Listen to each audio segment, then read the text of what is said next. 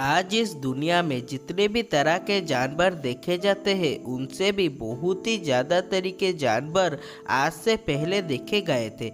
कुछ जानवर तो बहुत ही ज़्यादा खूंखार और ख़तरनाक भी थे और वो आज के जानवर की तुलना में बहुत ही ज़्यादा बड़े थे, जिनका शक्ति का मुकाबला करने के लिए आज के जानवर बहुत ही ज़्यादा पीछे हैं। आज हम वैसे ही जो जानवर के बारे में बात करने वाले हैं जो कि कभी जंगल पर राज करते थे। उन दोनों जानवर का नाम है साइबर टूथ टाइगर और मुली मामथ।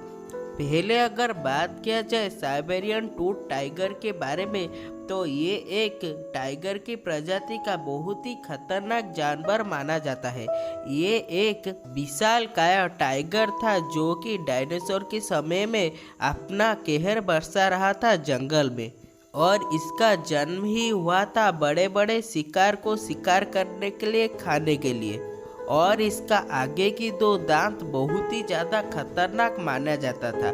ये बहुत ही ज़्यादा फुर्तीला भी था। इसका रफ्तार का मुकाबला करने के लिए कोई भी जानवर जंगल में सक्षम नहीं था।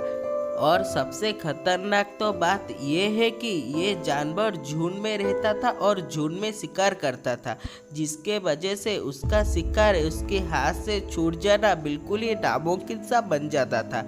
और अगर बात किया जाए मुली मामथ के बारे में, तो मामथ हाथी की प्रजाति का एक बहुत ही बड़ा हाथी था। ये आज के हाथी की तुलना में 2 गुना ज़्यादा बड़े थे और इनके शरीर भर में बाल थे। ये बहुत ही ज़्यादा खतरनाक प्रजाति माने जाते थे। वो उस समय में झुंड में रहते थे, जिसके वजह से वो और भी ज़्यादा खतरनाक बन जाते थे। मुली मामथ का आगे का 2 दांत बहुत ही ज़्यादा खतरनाक था और इसका सूंड भी बहुत ही ज़्यादा खतरनाक माना जाता था। ये जाति इतना ज़्यादा बड़ा था कि इसका पैर के नीचे अगर कोई भी जानवर आ जाए तो उसका चिथड़े बन जाता था। ये बहुत ही ज़्यादा खतरनाक जानवर माना जाता था। आइए जरा सोचते हैं, अगर इन दोनों में कभी लड़ाई हो तो लड़ाई का अंजाम क्या होगा। अगर साइबेरियन टाइगर एक ही आए मुली मामथ के विरुद्ध उसको लड़ाई करने में, तो मुली मामथ साइबेरियन टाइगर को आसान से मारकर भगा देगा। लेकिन हमें ये नहीं भूलना चाहिए कि साइबेरियन टाइगर हमेशा झुंड में ही शिकार करते हैं।